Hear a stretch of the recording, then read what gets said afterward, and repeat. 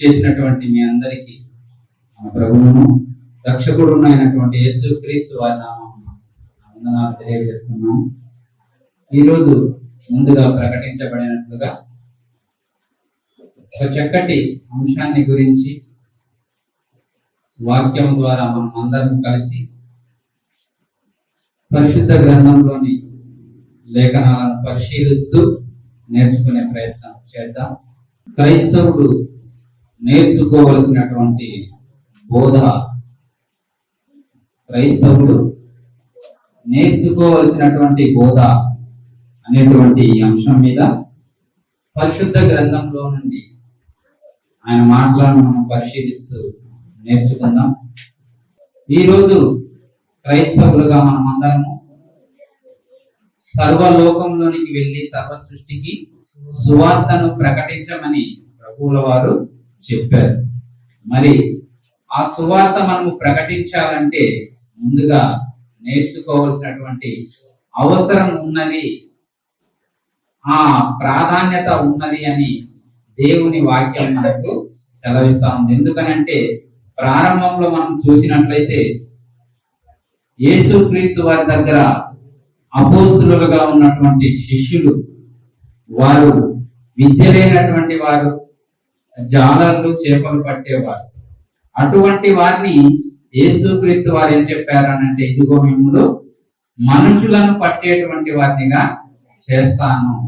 ఎలా మీరు చేపలను పడుతున్నారో అది అంత అవసరం కాదు, కానీ ఇదిగో మీరు ఈ లోకంలోనికి వచ్చినటువంటి అవసరాన్ని బట్టి ప్రాముఖ్యమైన అంశం ఏంటంటే, ఇదిగో మీరు దేవుని కొరకు మనుషులను సంపాదించాలి.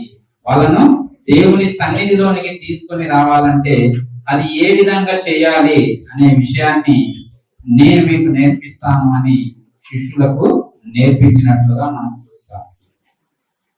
బైబిల్లో కాకుండా మనం లోకంలో కూడా చూసినట్లయితే మనిషి తన జీవితంలో తన బ్రతుకును కొనసాగించడానికి, బ్రతకడానికి అవసరమైనటువంటి వనరులను సమకూర్చుకోవడానికి అనేకమైనటువంటి విద్యలను ఈరోజు నేర్చుకుంటున్నట్లుగా మనము చూస్తూనే ఉన్నాము. ఈరోజు మనుషులు ఎన్ని విద్యలు నేర్చుకున్నారంట? కూటి కొరకు కోటి విద్యలు. ఇన్ని విద్యలు నేర్చుకుంటున్నారు. ఎలా వాటిని సంపాదించాలనేటువంటి ఉద్దేశంతో వీళ్ళందరూ తమకున్నటువంటి జ్ఞానం ద్వారా వీళ్ళు నేర్చుకుంటున్నారు అని మనం చెప్పవచ్చు. మరి దేవుని జ్ఞానాన్ని ప్రకటించడానికి మనం నేర్చుకోవాల్సినటువంటి అవసరం ఎంతైనా ఉంది. ఎందుకంటే నేర్చుకునే నువ్వు ప్రకటించాలి. అపోస్తులు అదే చేశారు. ఆ తర్వాత వచ్చినటువంటి శిష్యులు అనేక మంది కూడా ఆ ప్రకారంగానే జరిగించినట్లుగా మనము లేఖనాలలో నుండి చూస్తాము. కనుక క్రైస్తవుడు కూడా ఈరోజు బోధను నేర్చుకోవాల్సినటువంటి అవసరము ఎంతైనా ఉంది. కనుక ముందుగా ఈ బోధ ఎప్పుడు ప్రారంభమైంది? ఆ బోధను ఎవరు ప్రారంభించారు? ఈ బోధ మనకు నేర్చుకోవడానికి గల ప్రధానమైనటువంటి విషయం ఏంటి అనేది ఒక్కొక్కటిగా మనము లేఖనాల నుండి పరిశీలన చేద్దాం. ముందుగా పౌలు గారు హెబ్రీయులకు రాసినటువంటి పత్రిక 2వ అధ్యాయం 2వ వచనం నుండి, ఎందుకనగా దేవదూతల ద్వారా పలకబడిన వాక్యము స్థిరపరచబడినందున ప్రతి అతిక్రమమును అవిధేయతయు న్యాయమైన ప్రతిఫలము పొంది ఉండగా ఇంత గొప్ప రక్షణను మనము నిర్లక్ష్యము చేసిన యెడల ఎలాగు తప్పించుకుందాము? అట్టి రక్షణ ప్రభువు బోధించుట చేత ఆరంభమై, ఇంత గొప్ప రక్షణ మనకు రావడానికి గల ప్రధాన కారణము ఇదిగో యేసుక్రీస్తు వారు ఈ లోకానికి వచ్చి ఆయన ప్రకటించడం చేత ఈ బోధ అనేది ఆరంభమైంది. ఆయన ప్రకటించడం చేత ఈ బోధ ఆరంభమైంది. ఎందుకనంటే అంతకు ముందు వరకు అనేక మంది దేవుని గురించి ప్రకటించారు. ధర్మశాస్త్రంలోని ఆయన విధులను, అనేకమైనటువంటి సంగతులను తెలియజేసినప్పటికీ కూడా వారు గ్రహించలేక దేవుని సన్నిధికి వారు రాలేక తమ్మును నరకానికి నడిపించుకున్నారు అని మనము చెప్పవచ్చు. కనుక ఇలా అనేక మంది తప్పిపోతున్నారు, దేవుని చెంతకు రాకుండా వీళ్ళు నిత్య నాశనానికి వెళ్ళిపోతున్నారు అని చూసినటువంటి యేసుక్రీస్తు వారు తానే ఈ లోకానికి వచ్చేసి ఇదిగో తండ్రి చెంత నేర్చుకున్నటువంటి అనేక సంగతులను ఆయన బోధించడము ప్రారంభించారు. ఆయన బోధ ఎలాంటి బోధ అంటే ఈరోజు మనము అనేక మంది సంఘాలలో లేదా సువార్త సభలలో చెప్పి ప్రకటించినట్లుగా ఇదిగో మీకు రోగాలు ఉన్నాయా, అయితే అవి తీసేస్తాను రండి నా దగ్గరకు, లేకపోతే మీకు ఏమైనా అవసరాలు ఉన్నాయా రండి నా చెంతకు, లేకపోతే మీకు ఆశీర్వాదాలు కావాలా రండి నా దగ్గరకు అని ఇటువంటి బోధ ఆయన చేసినట్లుగా మనము చూడము. కానీ ఆయన చేసినటువంటి బోధ ఎలాంటి బోధ, ఎటువంటి బోధ? యాకోబు రాసినటువంటి పత్రికలో మనం చూస్తే యేసుక్రీస్తు వారు ప్రకటించినటువంటి ఆ బోధ, ప్రభు బోధించుట చేత ఆరంభమైనటువంటి ఆ బోధ ఎటువంటి బోధ అంటే యాకోబు గారు రాసినటువంటి పత్రిక 1వ అధ్యాయము 21వ వచనము చూద్దాం. అందుచేత సమస్త కల్మషమును విర్రవీగుచున్న దుష్టత్వమును మాని లోపల నాటబడి మీ ఆత్మలను రక్షించుటకు శక్తిగల వాక్యమును సాత్వికముతో అంగీకరించుడి. మీ ఆత్మలను రక్షించుటకు శక్తిగల వాక్యమును, మీ ఆత్మలను రక్షించేది ఏదంట? వాక్యము. ఈరోజు మన ఆత్మలను రక్షించేది వాక్యం. అందుకే ఈరోజు మనం ఎందుకు వాక్యాన్ని నేర్చుకుంటున్నాము అని అంటే లేఖనముల యందు మనకు నిత్య జీవం ఉంది, అందుకే మనం ఇంత ప్రయాసపడి నేర్చుకుంటున్నాము. కనుక లేఖనముల యందు మీకు నిత్య జీవం ఉంది, ఆ నిత్య జీవాన్ని దేవుడు ఇస్తానని చెప్పారు. కాబట్టి మన ఆత్మలను రక్షించే శక్తి గల వాక్యాన్ని మనము సాత్వికముతో అంగీకరించాలి అన్నాడు. ప్రభు బోధించుట చేత ఆరంభమైనటువంటి ఈ బోధ అనేక ఆత్మలను రక్షించేదిగా ఉన్నది, అనేక మందిని రక్షించాలి అని ప్రభు వారు తెలియజేసినట్లుగా మనం చూస్తాం. మరి ప్రభు వారు యేసుక్రీస్తు వారు ఆయనకు సొంతగా ఆయన మాటలు చెప్పారా?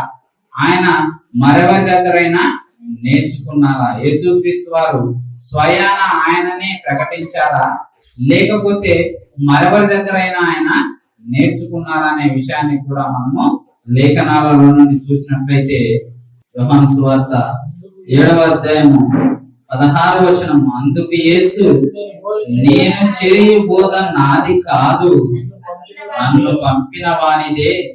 ఎవడైనాను ఆయన చిత్తము చొప్పున నిశ్చయించుకున్న ఎడల ఆ బోధ దేవుని వలన కలిగినదో లేక నా అంతట నేనే బోధించుచున్నాను వాడు తెలుసుకొను. తనంతట తానే బోధించువాడు స్వకీయ మహిమను వెదకును కాని తను పంపిన వాని మహిమను వెదకువాడు సత్యవంతుడు, ఆయన యందు ఏ దుర్నీతి లేదు. ఇదిగో నేను మీకు ప్రకటిస్తున్నటువంటి ఈ బోధ కూడా నేను నా సొంతగా నేను చెబుతున్నది కాదు, నేను తీసుకొని వచ్చి మీకు నేర్పిస్తున్నది కాదు, నేను కూడా తండ్రి దగ్గర నేర్చుకున్నాను, తండ్రి నాకు నేర్పించారు, ఆయన నేర్పించిన ప్రకారమే నేను ఈ రోజు మీకు ప్రకటిస్తున్నాను. ఆయన ఏదైతే మీకు చెప్పమని నాకు నేర్పించారో అదే వాక్యాన్ని మీ ఎదుట నేను ప్రకటిస్తున్నాను. అందుకే ఆయన అంటారు, ఇదిగో లోకము పుట్టినది మొదలుకొని మరుగు చేయబడినటువంటి అనేక సంగతులను మీకు బోధించుతున్నాను, తెలియజేస్తున్నాను. అనేక సంగతులు మరుగు చేయబడ్డాయి, అటువంటి విషయాలన్నిటినీ నేను మీకు బోధిస్తున్నాను అని యేసుక్రీస్తు వారు చెప్పినట్లుగా మనము చూస్తాం ప్రియులారా. కనుక యేసుక్రీస్తు వారు బోధించినటువంటి ఆ బోధ తండ్రి అయినటువంటి దేవుని దగ్గర నేర్చుకొని మనకు ప్రకటించినట్లుగా మనము వాక్యంలో నుండి చూస్తాము. అది ఆత్మలను రక్షించేటువంటి శక్తి కలిగినటువంటి వాక్యము, శక్తి కలిగినటువంటి వాక్యము అని మనం చూస్తాం. అలాగే యేసుక్రీస్తు వారు ప్రకటించినప్పుడు శిష్యులు కూడా ఆయన దగ్గర నేర్చుకున్నారు, వాళ్ళు నేర్చుకున్నారు. వారికి యేసుక్రీస్తు వారు ప్రకటిస్తున్నప్పుడు కొన్ని సందేహాలు వచ్చాయి. సందేహాలు వచ్చినప్పుడు వాళ్ళు అడిగారంట. మనము ఆ విషయాన్ని మార్కు సువార్త 4వ అధ్యాయము 10వ వచనం నుండి మనం చూసినట్లయితే, ఆయన ఒంటరిగా ఉన్నప్పుడు 12 మంది శిష్యులతో కూడా ఆయన చుట్టూ ఉండిన వారు ఆ ఉపమానమును గూర్చి ఆయనను అడిగిరి. అందుకు ఆయన, దేవుని రాజ్య మర్మము తెలుసుకునుట మీకు అనుగ్రహింపబడి ఉన్నది గాని వెలుపల నుండి వారు ఒకవేళ దేవుని వైపు తిరిగి పాప క్షమాపణ పొందుదురని వారు చూచుటకైతే చూచియు, కనుగొనకను, వినుటకైతే వినియు, గ్రహింపకయు నుండుటకును అన్నియు ఉపమాన రీతిగా వారికి బోధింపబడుచున్నామని వారితో చెప్పాను. అనేక సంగతులను ఆయన ఉపమాన రూపంలో చేరి వచ్చినటువంటి వారికి ప్రకటిస్తూ ఉన్నారు. అది విన్నటువంటి వారు అనేక మంది వింటున్నారు కానీ గ్రహించలేకపోతున్నారు. అలా శిష్యులకు కూడా ఆ ఉపమానం విన్నప్పుడు ఆ ఉపమాన భావం ఏంటో వాళ్ళకు అర్థం కాక యేసుక్రీస్తు వారిని వారు అడుగుతారు. 13వ వచనంలో, మరియు ఈ ఉపమాన భావము మీకు తెలియలేదా? అలాగైతే ఉపమానములన్నీ ఎలాగూ తెలియనను. ఇదిగో మీరు కూడా తెలుసుకోలేకపోతున్నారా? అలాగైతే నేను ప్రకటిస్తున్నటువంటి అనేక ఉపమానములను మీరు ఏ విధంగా తెలుసుకుంటారు అని యేసుక్రీస్తు వారి శిష్యులకు వారికి ఉన్నటువంటి సందేహాలను తెలియజేస్తూ ఒక్కొక్కటిగా దేవుని రాజ్య మర్మములను అనేక సంగతులను వారికి నేర్పించినట్లుగా మనము చూస్తాము. మరి పౌలు గారు కూడా నేర్చుకున్నారంటే ఆయన కూడా నేర్చుకున్నారు. పౌలు గారు కూడా నేర్చుకున్నారు. పౌలు గారు ఎలాంటి బోధను నేర్చుకున్నారు? మనం కొరింథీయులకు రాసినటువంటి పత్రికలో మనం చూసినట్లయితే, కొరింథీయులకు రాసినటువంటి మొదటి పత్రిక 2వ అధ్యాయము 5వ వచనం,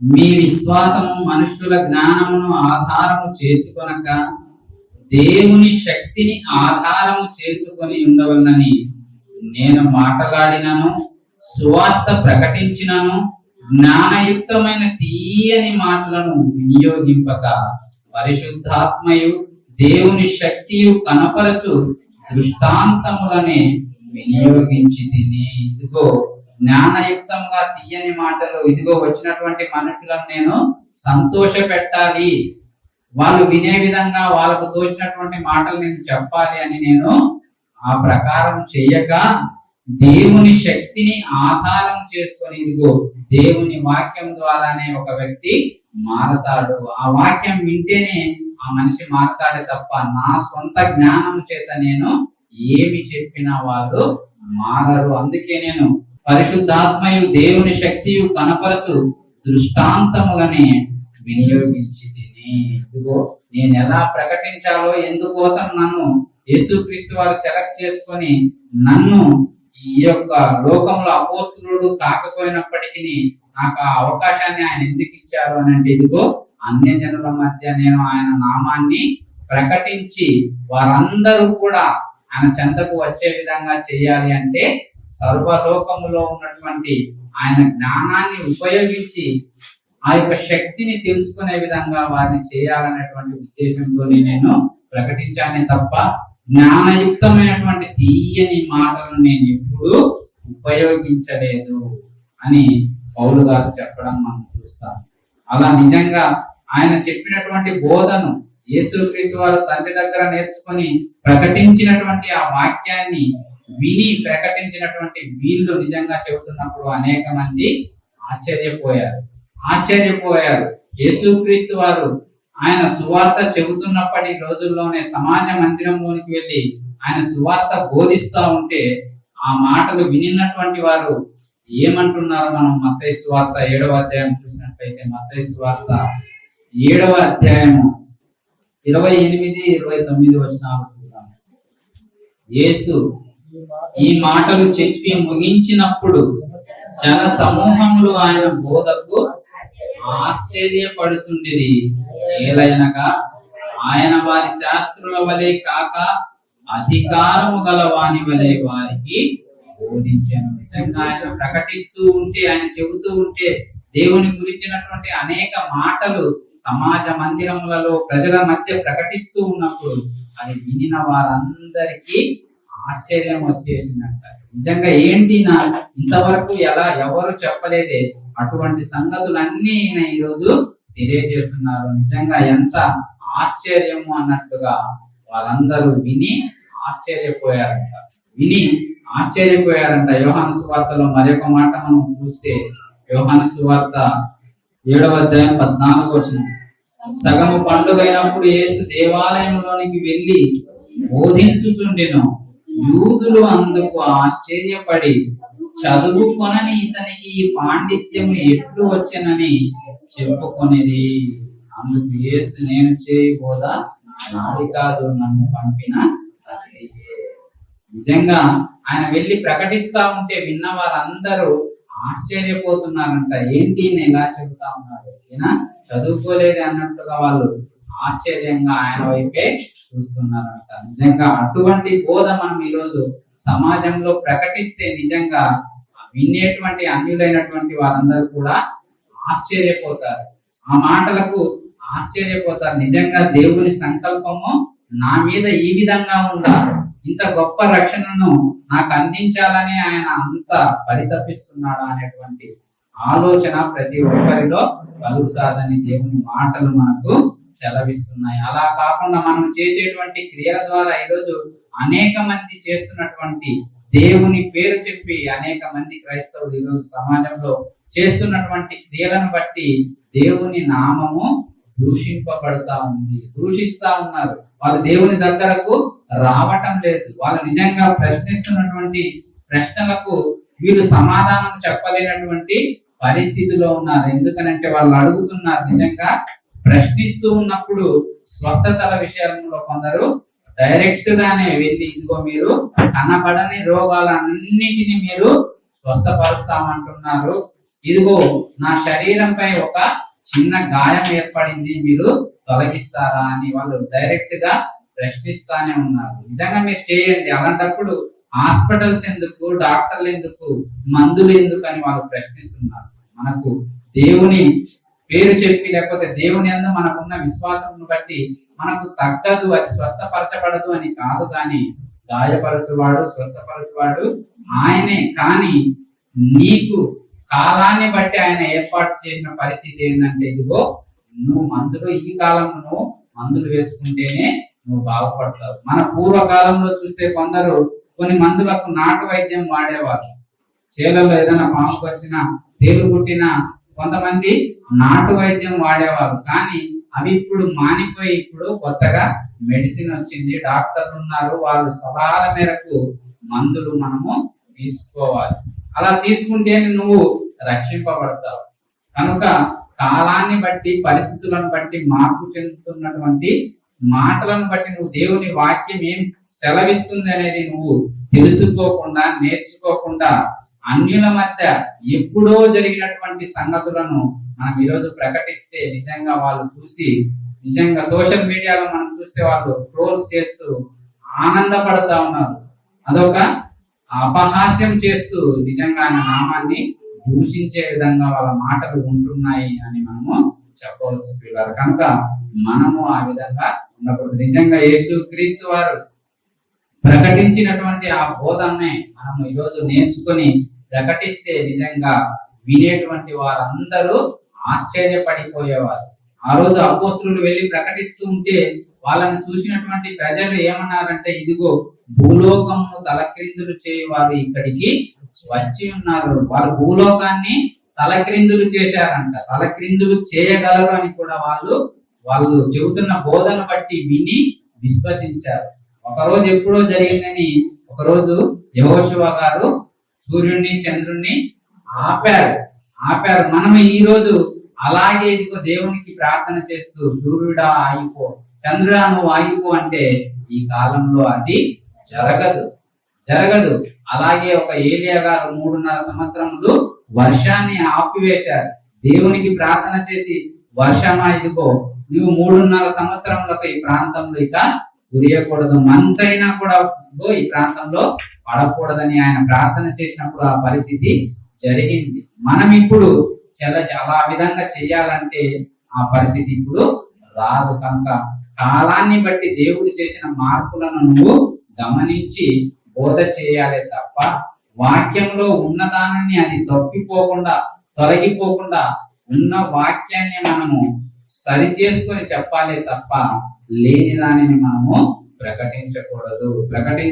నిజంగా ఉన్న వాస్తవాన్ని మనం ప్రకటిస్తే విన్న వారందరూ ఆశ్చర్యపోతారంట. అందుకే అనేక మంది అపోస్తలులు ఆ రోజు ప్రకటించినప్పుడు నిజంగా ప్రారంభ సంఘంలో మనం చూసినట్లయితే పేతురు గారి బోధ విన్నటువంటి సుమారు 3,000 మంది ఒకేసారి సంఘములో చేర్చబడ్డారంట. ఆయన చేస్తున్నటువంటి బోధను చూసి నిజంగా వారందరూ ఒక్కసారిగా దేవుని యందు విశ్వాసం నుంచి సంఘములో చేర్చబడ్డారంట. అలా విని అపోస్తలుల బోధను నేర్చుకున్నటువంటి వారందరూ తప్పిపోకుండా ఐక్యంగా ఉన్నట్లు మనం అపోస్తలుల కార్యములు 2వ అధ్యాయము 41లో చూద్దాం. కాబట్టి అతని వాక్యము అంగీకరించిన వారు బాప్తిస్మము పొందిరి. ఆ దినమందు ఇంచుమించు 3,000 మంది చేర్చబడిరి. వీరు అపోస్తలుల బోధయందును సహవాసమందును రొట్టె విరుచుట యందును ప్రార్థన చేయుట యందును ఎడతెగక వాళ్ళు ఉన్నారు. ఏ బోధనైతే అపోస్తలులు ప్రకటించారో ఆ బోధను విన్నటువంటి అనేక మంది విని విశ్వసించి వారితో కలిశారు. అలా కలిసినటువంటి వారు ఏం చేస్తున్నారంటే ఎడతెగక వాళ్ళ బోధ యందును సహవాసమందును రొట్టె విరుచుట యందును ప్రార్థన చేయుట యందును వాళ్ళు ఎడతెగక అంటే విడిచిపెట్టలేదంట. వాళ్ళందరూ ఒకటిగా సువార్త ప్రకటిస్తూనే ఉన్నారు. అలా కలిసి దేవుని మాటలను అనేక మంది ప్రజల్లోనికి తీసుకుని వెళ్ళి వాళ్ళు అనేక ప్రాంతాలకు వెళ్ళి సువార్త ప్రకటించినట్టుగా మనము చూస్తాము ప్రియులారా. కనుక అటువంటి బోధను మనము ప్రకటించాలి, నేర్చుకొని బైబిల్ ప్రకారంగా ఇటువంటి బోధ మనము చేసినట్లయితే విన్నటువంటి వారందరూ మార్పు పొందుతారు. అలా కాకుండా మనము మనకిష్టమైనటువంటి బోధను, మనకు మహిమ తెచ్చేటువంటి బోధను, 10 మందిలో మనకేదో ఘనత రావాలి, గొప్ప కలగాలి అనేటువంటి బోధన మనము చేసినట్లయితే దేవుడు దానిని అంగీకరించడు, ఒప్పుకోడు. యోహాను గారు రాసినటువంటి 2వ పత్రికలో మనం చూసినట్లయితే ఒకే అధ్యాయం ఉంటుంది, అందులో 10వ వచనం, ఎవడైనను ఈ బోధను తేక మీ యొద్దకు వచ్చిన ఎడల వానిని మీ ఇంట చేర్చుకొనవద్దు, శుభమని వానితో చెప్పనవద్దు. ఇదిగో ఏదైతే అపోస్తలులు సర్వలోకానికి వెళ్ళి ప్రకటిస్తా ఉన్నారో ఆ బోధ యందు ఆ సహవాసమందు నిలిచి ఉండని వారెవరైనా సరే ఆ బోధను కాక మరే బోధ ప్రకటించినా చివరికి పౌలు గారు అంటారు, ఇదిగో మేము ప్రకటింపబడిన బోధను కాకుండా మరే బోధనైనను ఇదిగో మనుషులు గాని పరలోకం నుండి ఒక దూత వచ్చి ప్రకటించిన మీరు నమ్మవద్దు అంటారు. నమ్మవద్దు అని అంటారు. ఎందుకనంటే యేసు క్రీస్తు వారు ప్రకటించడం చేత స్థిరపరచబడినటువంటి ఈ వాక్యాన్ని వాళ్ళు ప్రకటిస్తున్నారు. అంతకుముందు పౌలు గారు నిజంగా ధర్మశాస్త్రంలో ఆయన ప్రవీణత గలవాడై ఆ యూదుల ఆచారం ప్రకారం జరిగిస్తూ ఉన్నప్పుడు నిజంగా క్రైస్తవులైనటువంటి అనేక మందిని ఆయన హింసలు పెట్టారు, చంపడమే తనకు ప్రాణాధారమైనట్టుగా ఆయన ప్రవర్తించేవాడు. కానీ ఎప్పుడైతే యేసు క్రీస్తు వారి యొక్క బోధన ఆయన విని ఆ మాటలు సర్వలోకంలో ప్రకటించడం ప్రారంభించారో నిజంగా ఆయన అంతకు ముందు చేసినటువంటి తప్పులను, ఆయన అంతకు ముందు అనాలోచితంగా చేసినటువంటి అనేక క్రియలను నిజంగా ఆయన విడిచిపెట్టినట్లుగా మనము చూస్తాము పిల్లారా. కనుక ఇటువంటి బోధనే మనము సర్వలోకంలోనికి తీసుకొని వెళ్ళాలి. ఆ బోధనే మనము తీసుకొని వెళ్ళాలి. ఎంతకాలం మరి ఈ బోధను మనము నేర్చుకోవాలి, ఎంతకాలము మనము నేర్చుకోవాలి అనే విషయాన్ని చూసినట్లయితే హెబ్రీయులకు రాసినటువంటి పత్రిక, పౌలు గారు హెబ్రీయులకు రాసినటువంటి పత్రిక 5వ అధ్యాయము 11 కూడా చదువుదాం. ఇందును గూర్చి మేము చెప్పవలసినవి అనేక సంగతులు ఉన్నవి గాని మీరు వినుటకు మందులైనందున వాటిని విశదపరచుట కష్టము. అనేక సంగతులు చెప్పాలని వాళ్ళు ఆశ కలిగి ఉన్నారు. యేసుక్రీస్తు వారు నేర్పించిన బోధను ఎలాగైనా సరే వాళ్ళకు చెప్పాలని వాళ్ళు అనుకుంటున్నారు, కానీ వానికి వినడానికి ఆసక్తి లేదంట, మీరు వినుటకు మందులైనందున వాటిని విశదపరచుట కష్టము. కాలమును బట్టి చూస్తే మీరు బోధకులుగా ఉండవలసిన వారై ఉండగా దేవోక్తులలో మొదటి మూల పాఠములను ఒకడు మీకు మరలా బోధింపవలసి వచ్చెను. మీరు పాలు త్రాగవలసిన వారే గాని బలమైన ఆహారం తినగలవారు కాదు. నిజంగా ఈ సమయానికే మీరు, ఎందుకంటే మొదటి శతాబ్దంలోనే యేసుక్రీస్తు వారు వచ్చి ఇదిగో అనేక సంగతులను, మరుగైనటువంటి అనేక సంగతులను ఆయన తెలియజెప్పేశారు. దాన్ని అంతా అపోస్తుల ద్వారా వారు చెప్పేటువంటి బోధ ద్వారా దాన్ని స్థిరపరిచినట్లుగా మనం చూస్తాం. ప్రకటన గ్రంథం చివరిలో మనము అదే విషయాన్ని చూస్తాం. ఇదిగో ఈ వాక్యానికి ఏది కలపకూడదు, ఇందులో నుండి ఏది తీసివేయకూడదు. నువ్వు ఏం చెప్పాలన్నా స్థిరపరచబడినటువంటి ఆ వాక్యంలో నుండే తీసుకొని చెప్పాలే తప్ప మరేది నువ్వు దానికి ఒకటి కలపకూడదు, ఒకటి తీసివేయకూడదు అని చెప్పినట్టుగా మనం చూస్తాం. కనుక మనము ఆ బోధ యందు ఆ ఆసక్తి కలిగి ఉన్నటువంటి మనము చాలా కాలం నుండి వస్తా ఉంటాం, కానీ అప్పటికే మనము బోధకులుగా ఉండాలి అంటారు. మనం వింటూనే ఉంటాం, కానీ బోధకులుగా మారవలసినటువంటి మనము ఇంకా మూల పాఠాల దగ్గరే ఆగిపోయాం. ఎందుకంటే చిన్న పిల్లవానిగానే మనం ఉండిపోయాం. చిన్న పిల్లవాడు కాలాన్ని బట్టి మొదటి సంవత్సరం, రెండో సంవత్సరం, మూడో సంవత్సరం ఎదిగే కొద్ది బిడ్డ ఏమైతారంటే చిన్నప్పుడు పాలు తాగేవాడు. అలా ఎదిగే కొద్ది చిన్న చిన్నగా మంచి పౌష్టిక ఆహారం తిని పెరిగి పెద్దవాడైనప్పుడు బలమైన ఆహారం తీసుకుంటాడు. మనం అలాగా కనబడటం లేదు. ఎక్కడ వేసినటువంటి గొంగలి అక్కడే ఉన్నట్టుగా మనం వస్తూనే ఉన్నాం, కానీ సంవత్సరాలుగా మనలో ఆ యొక్క బోధన విధానం అనేది మారటం లేదు. మనం ఇప్పుడు బోధకుడుగా ఉండాలి. ఎంతకాలం నువ్వు బోధించాలంటే నీ కాలం ముగిసే వరకు నువ్వు బోధించవలసిందే. నువ్వు దేవుని పని చేయవలసిందే. నీ కాలం ముగిసే వరకు నువ్వు ఆ పనిలో ఉండవలసిందే అని దేవుడు సెలవిస్తా ఉన్నాడు. ఎందుకంటే ఇదిగో ఆయన బోధన విని వాక్యము అంగీకరించిన వారందరినీ కూడా ఇదిగో యేసుక్రీస్తు వారి యొక్క రాజ్య నివాసులుగా చేసినట్లుగా మనం కొలసీలకు రాసినటువంటి పత్రికలో చూస్తాం. పౌలు గారు కొలసీలకు రాసినటువంటి పత్రిక 1వ అధ్యాయము 13వ వచనంలో మనం చూస్తే, ఆయన మనలను అంధకార సంబంధమైన అధికారములో నుండి విడుదల చేసి తాను ప్రేమించిన తన కుమారుని యొక్క రాజ్య నివాసులనగా చేసెను. ఆ కుమారుని యందు మనకు విమోచనము అనగా పాప క్షమాపణ కలుగుచున్నది. ఆ కుమారుని యందే మనకు పాప విమోచన, పాప క్షమాపణ మనకు కలుగుతుంది. ఇదిగో యేసుక్రీస్తు వారి రాజ్య నివాసులుగా ఆయన మాటలను విని అంగీకరించి బాప్తిస్మం తీసుకొని ఇదిగో ప్రతి ఆదివారము రొట్టె విరుచుటయందు పాల్గొంటున్నటువంటి మనమందరం కూడా ఆ రాజ్య నివాసులుగా చేరిపోయాము. ఆ రాజ్యంలోనికి మనమందరం కూడా ప్రవేశించాము. కనుక ఈ బోధను నువ్వు సర్వలోకంలో నీ యొక్క జీవిత కాలము ముగిసేంత వరకు కూడా నువ్వు బోధించాలంట. నిజంగా నువ్వు బోధిస్తా ఉంటే పరలోకంలో నుండి ప్రధానులు కూడా చూస్తా ఉన్నారు. పరలోకంలో నుండి ప్రధానులు చూస్తా ఉన్నారంట. ఆ మాట ఒకసారి చూద్దాం. పౌలు గారు ఎఫెసీలకు రాసినటువంటి పత్రిక 3వ అధ్యాయం 8వ వచనం నుండి చూద్దాం. దేవుడు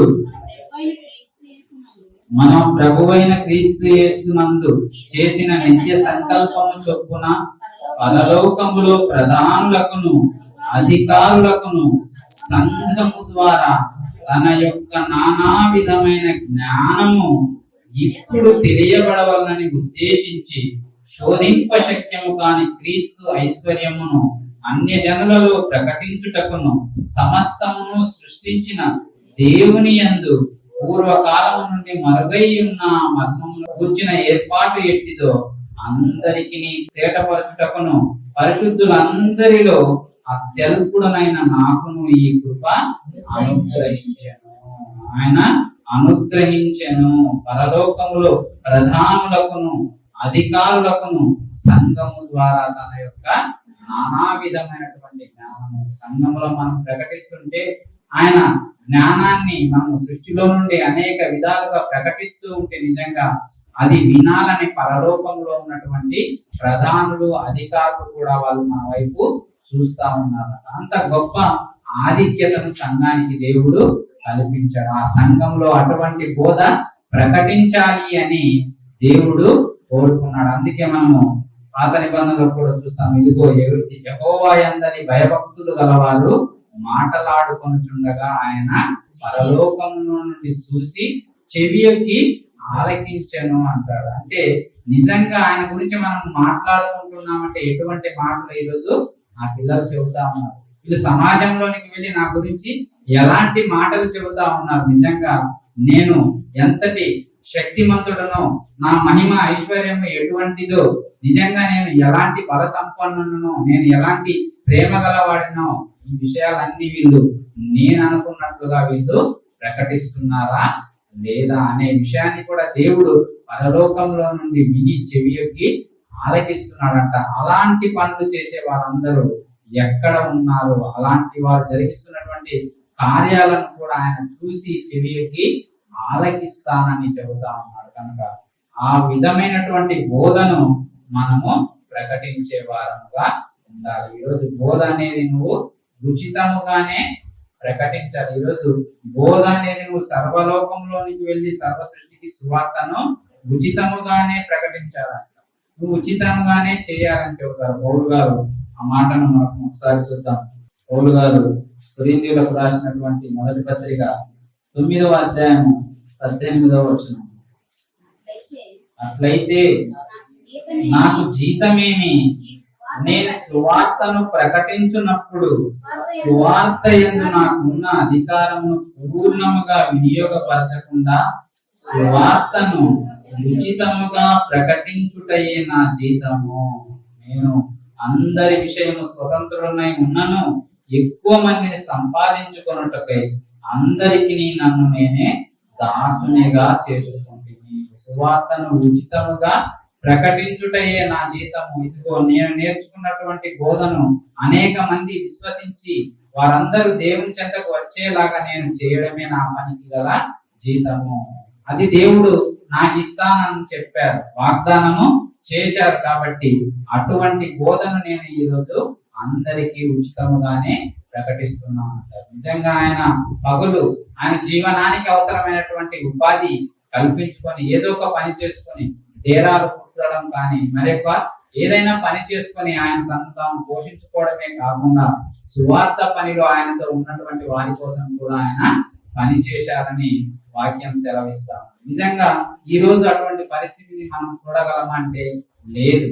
అందుకే అన్యులైనటువంటి వారు ఈరోజు ప్రశ్నించడానికి గల కారణం ఏంటంటే వాళ్ళు ఇదిగో సంఘములో వాక్యం బోధించేటువంటి బోధకులని లేదా పాస్టర్ని దేవుడు ఆశీర్వదిస్తాడా?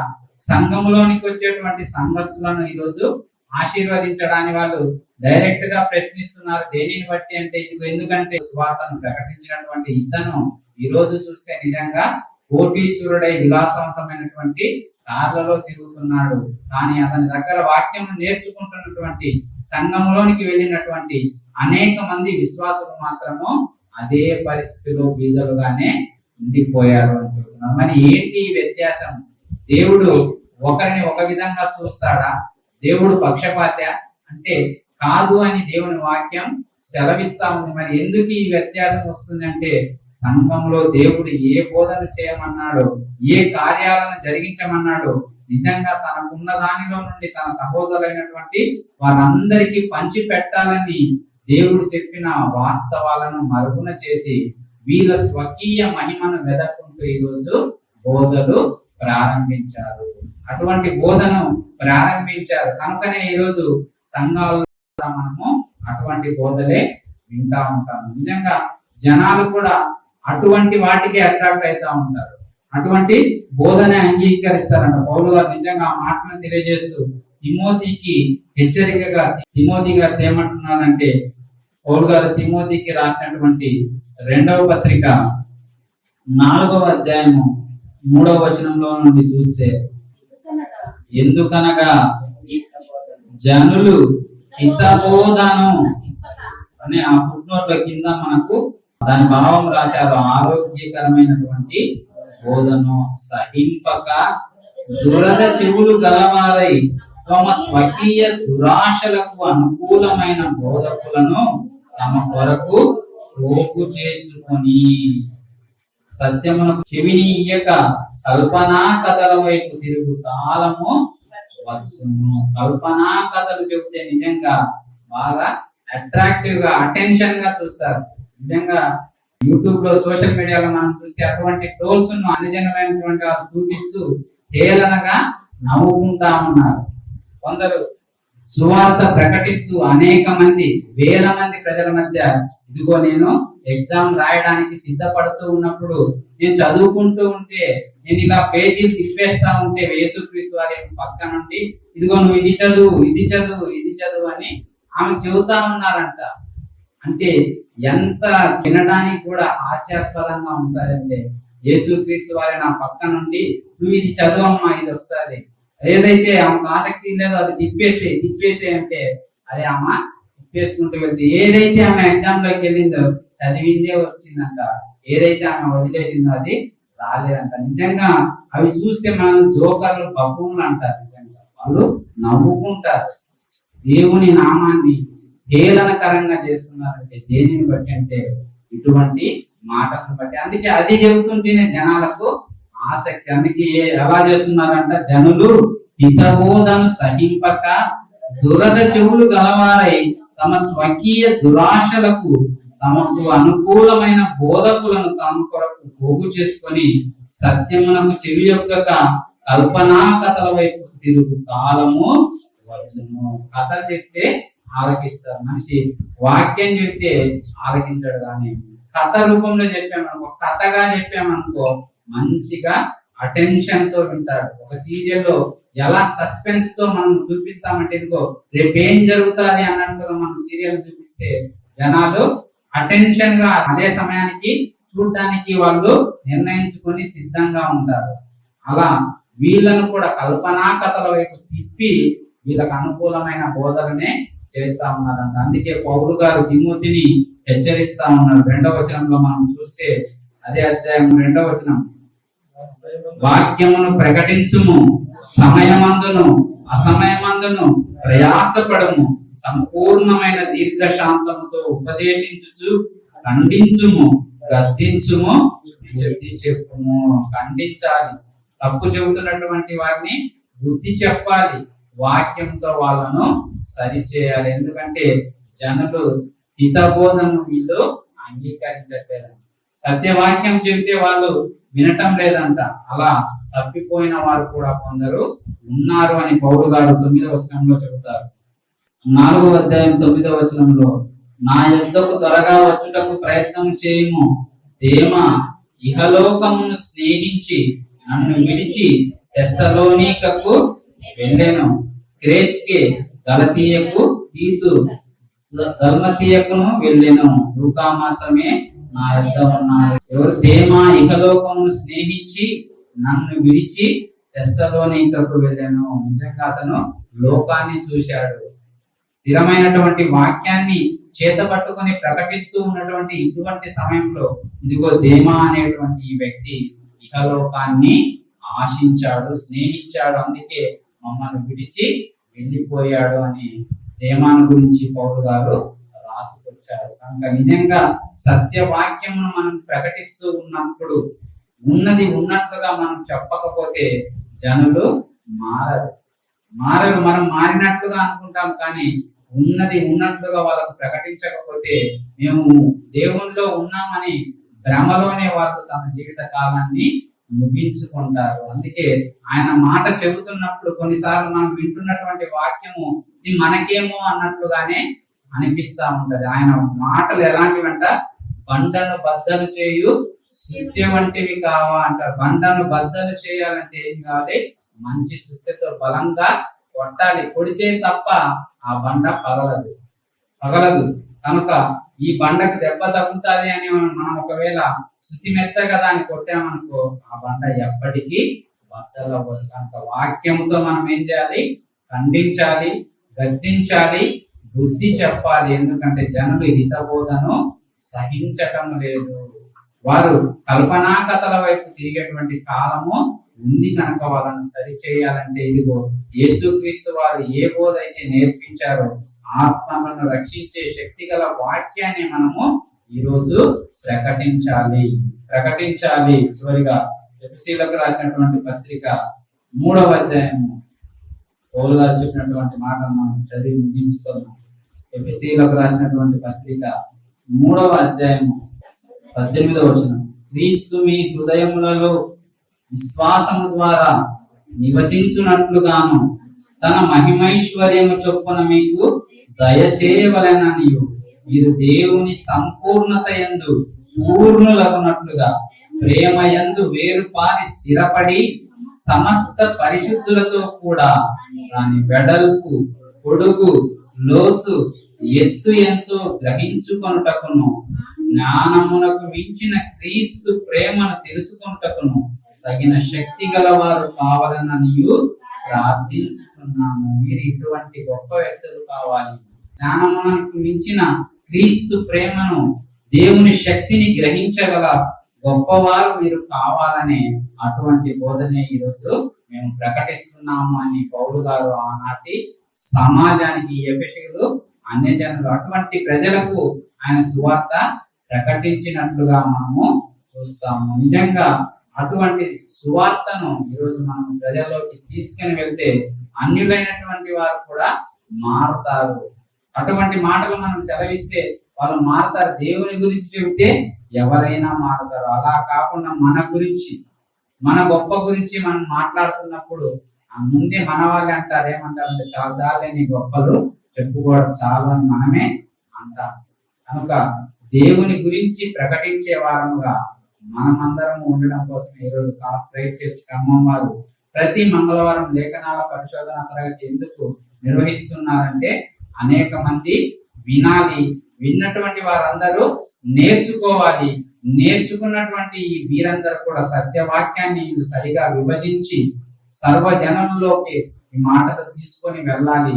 తద్వారా దేవుని నామానికి మహిమ కలగాలనేటువంటి ఉద్దేశంతో ఈరోజు ఈ కార్యాలన్నీ జరుగుతూ ఉన్నాయి. కాబట్టి మనమందరము నేర్చుకోవాల్సినటువంటి బోధ ఏది? క్రైస్తవులు నేర్చుకోవాల్సినటువంటి బోధ ఏదంటే యేసుక్రీస్తు వారు నేర్పించినటువంటి బోధ, అపోస్తలులు సర్వలోకంలో ప్రకటించినటువంటి బోధ. ఈ బోధను ఎక్కడి నుంచి నేర్చుకున్నారు శిష్యులు అని అంటే శిష్యులు యేసుక్రీస్తు వారి దగ్గర, యేసుక్రీస్తు వారు తండ్రి అయినటువంటి దేవుని దగ్గర. కనుక తండ్రి అయినటువంటి దేవుడు నేర్పించినటువంటి ఆ మాటలనే మనం ప్రకటించాలి తప్ప వేరే ఎవరు ఏం చెప్పినా, ఎందుకంటే బైబిల్లో ఉన్నది తప్ప మనము ఏది ప్రకటించినా కూడా అంటే మనకు అర్థం అవ్వడం కోసం కొన్ని తీసుకోవాలని చెప్పడము తప్పేమి కాదు. అంటే లేని దాన్ని మనం చెప్పకూడదు. ఈరోజు సమాజము ఏదైతే నిజమని నమ్ముతుందో దాన్ని దేవుని జ్ఞానం ద్వారా గొప్ప చేసి చూపించడం తప్పు కాదు. కానీ లేని అబద్ధాన్ని, నిజము కాని ఒక వార్తను మనం తీసుకొని వచ్చి ఇదిగో ఈ ప్రకారంగా ఉంది అని మనము చెప్పకూడదు. అది వాక్యానికి విరుద్ధము. అటువంటి వారిని దేవుడు శిక్షించక మానడు. కనుక విన్నటువంటి మాటల ద్వారా మనల్ని మనం సరి చేసుకుంటూ పరిశుద్ధ గ్రంథంలో రాయబడినటువంటి ఆ మాటలనే మనం నేర్చుకుంటూ, ఒకవేళ మనకు అర్థం కాకపోతే నేర్చుకున్నటువంటి వారి దగ్గర వాళ్ళ యొక్క ఆలోచనలు ఏ విధంగా ఉన్నాయని వాక్య ప్రకారం పరిశీలించి మనం కూడా ఆలోచించి సరిచూసి వాక్యం స్థిరపరచబడినందని నమ్మినప్పుడే ఆ వాక్యాన్ని నమ్మాలి. ఆ వాక్యాన్ని సర్వలోకంలో ప్రకటించాలని మీకు తెలియజేస్తూ నేను ఆ మాటలు ఇంతటితో ముగిస్తా ఉన్నాను.